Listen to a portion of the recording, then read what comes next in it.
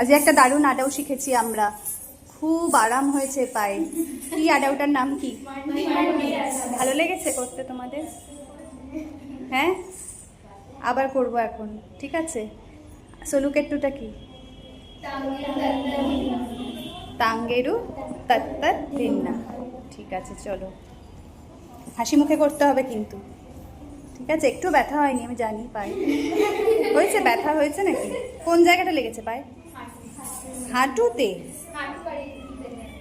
থাই মাসেলে। আচ্ছা, আর একটু করো, বাড়ি গিয়ে খুব আরাম হবে। ঠিক আছে, চলো।